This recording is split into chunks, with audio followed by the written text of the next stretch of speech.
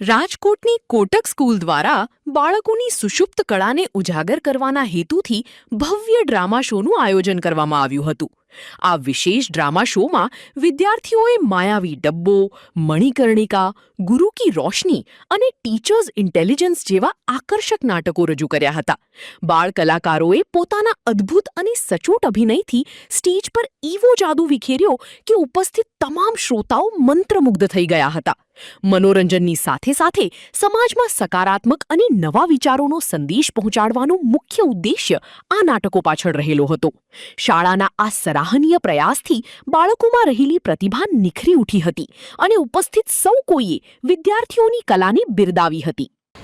મારું નામ હિરેન સુધીરકુમાર પરીખ છે અને હું રાજકોટ કેળવણી મંડળમાં એઝ એજ્યુકેશન ડાયરેક્ટર છેલ્લા 1.5 વર્ષથી કાર્યરત છું। આજના કાર્યક્રમ વિશેષતા એ છે કે અમારા બાળકોએ 4 નાટકનું પ્રસ્તુતિ કરી છે અને ચારેય નાટક એવા છે જે સોસાયટીને એક સંદેશ આપવા માંગીએ છીએ, જેમાં એક નાટકમાં મા બાપનું ઇમ્પોર્ટન્સ બતાવ્યું છે, ગુરુનું ઇમ્પોર્ટન્સ બતાવ્યું છે, મોબાઈલનો જે પ્રમાણે અત્યારે દુરુપયોગ થઈ રહ્યો છે એ બહુ દુરુપયોગ થઈ રહ્યો છે તો એનાથી આજના યુવાનો પર શું અસર પડી રહી છે, એની શું આડઅસર છે, એના વિશે આ નાટકો દર્શાવવામાં છે। એક નાટક મણિકર્ણિકાનું છે જે આપણને ભારતીય સંસ્કૃતિમાં લઈ જઈને આપણા સ્વરાજ માટે, જે બી દેશની આઝાદી માટે જે લોકોએ મહેનત કરી છે એનું મહત્ત્વ સમજાવી રહ્યા છે અને આ નાટક ભજવવામાં અમારા શાળાના બાળકોનો તો મહત્ત્વનો ફાળો છે જ।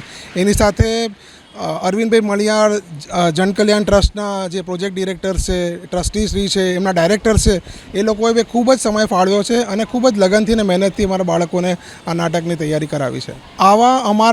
અમે જેમ કે અમારા ટ્રસ્ટી શ્રી ને અમારા વાઇસ પ્રેસિડેન્ટ શ્રી નવીનભાઈ ઠક્કર ને અમારા જે કારોબારી મેમ્બર્સ છે એનું વિઝન છે કે education is not only limited to classrooms, right. Education કોઈ બી પ્રકારનું હોય છે કે જે ક્લાસરૂમની બહાર બી થઈ શકે છે, જેમ કે અમે આ નાટક પ્રત્યે કરીએ છીએ એમ અમે રેલી એસેમ્બલી કરીએ છીએ, અમારા સ્પોર્ટ્સ ડે કરીએ છીએ, અમે એન્યુઅલ ફંક્શન કરીએ છીએ, જેમાં બાળકમાં છુપાયેલી જે કળા હોય છે એને અમે બહાર લાવવાનો પ્રયત્ન કરીએ છીએ।